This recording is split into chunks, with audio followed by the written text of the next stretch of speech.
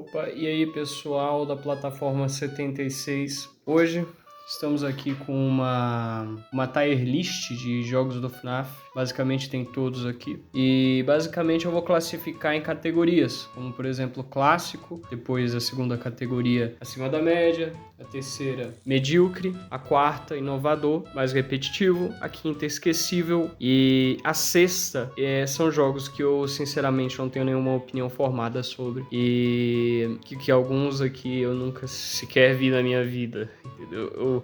Eu lembro quando Five Nights at Freddy's foi lançado e, bom, basicamente era uma coisa totalmente diferente do que é hoje, em 2025, né? Então vamos tentar, no máximo, até onde a gente conseguir, classificar aqui os jogos do Five Nights at Freddy's. Surfando também o hype do FNAF 2, também é um filme que eu assisti. Eles têm péssimas críticas pra dar.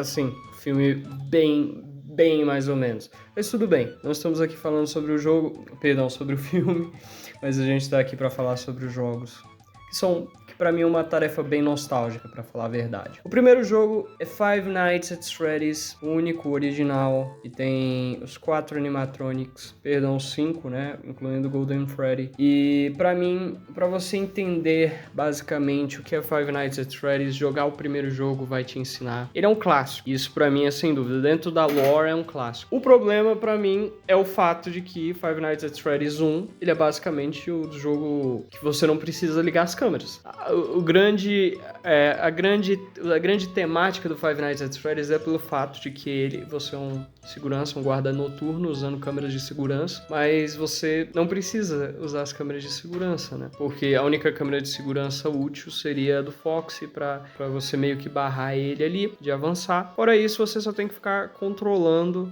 ali, ver quem tá na sua porta ou não. Então a câmera de segurança, por incrível que pareça, é apenas uma distração. Mas tirando esse fato, se você ignorar esse fato de que é absurdamente fácil passar quando você pega os macetes do jogo, outro fato problemático é que o jogo é bem tosco, né? Assim, isso não é um problema, isso é até algo bom. Isso é algo bem característico dos jogos do Scout, dos jogos do Scout Calto, que nessa época eles eram bastante toscos, né? Eles têm esses gráficos toscos. E, bom, não tem tanto problema assim em ser tosco. A jogabilidade é ok, a história, ela foi basicamente... Ela tem um pouco de história do criador, sim, mas...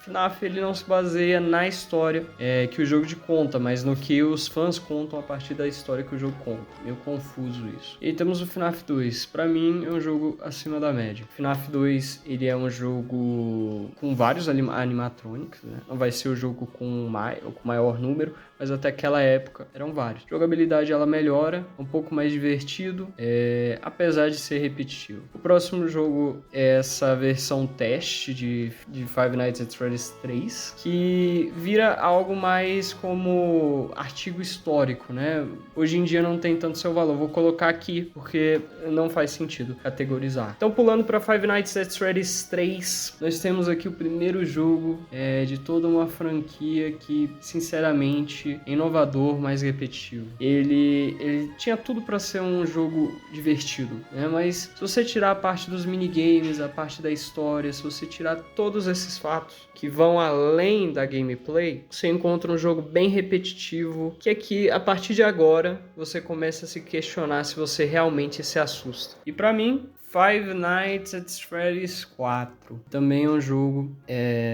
que tem, claro, como posso dizer, ele tem um tempero a mais, entendeu? Ele dá um tempero pra história, porque ele não é você adulto e você é uma criança. E é um jogo com uma história bastante nebulosa. Tem a versão Halloween, que pra mim melhora, então eu colocaria aqui como um acima da média. Colocaria como um acima da média, quase clássico, entendeu? Não, na verdade eu vou colocar como clássico, mas o 4 também.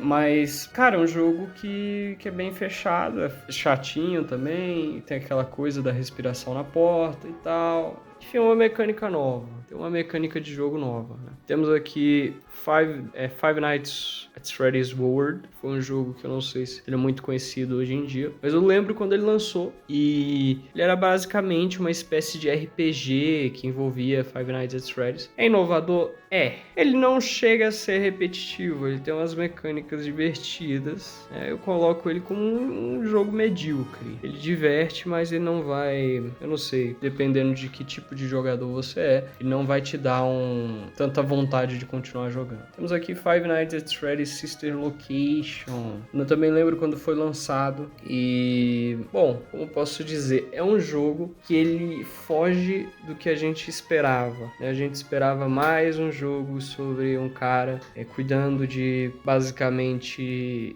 um guarda noturno. E o jogo, ele entrega coisas diferentes. A história é bem tosca. Olha, tem elementos na história que eu considero tosco. Sem ofensas, mas eu acho que... Eu não tinha tanto senso crítico quanto tenho hoje. Então colocaria Five Nights at Freddy's Sister Location como acima da média. Acima da média. Não chega a ser um clássico, mas ele é acima da média. É necessário você jogar, principalmente para você se divertir, né? Mas para entender a história, sim. Esse daqui é o Pizzeria Simulator, eu acho. Bom, ele também é um jogo que é sobre um guarda, né? É um guarda de um vigia noturno, né? Eu acho que é um jogo que tem a sua peculiaridade, mas ele não foge muito do que nós já tenhamos assistido, né? O jogado. E temos aqui por último a Ultimate Custom Night. O Ultimate Custom Night eu joguei. Basicamente, você tem que ser um viciado em Five Nights at Freddy's. E isso levanta algumas perguntas. Até que ponto você é uma pessoa normal, né? Pra você ser... Brincadeira.